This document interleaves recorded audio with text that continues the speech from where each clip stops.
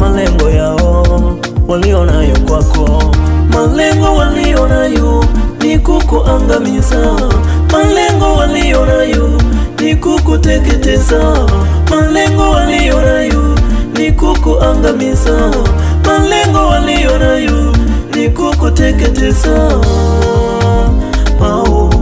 Hawana jema kwako, wamekusudia kukufanyia ubaya.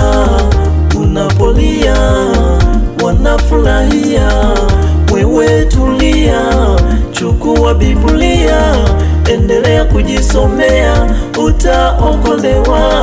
Hayo malengo yao hayatafanikiwa, hayo malengo yao yataishia njiani, malengo walionayo yatafeli.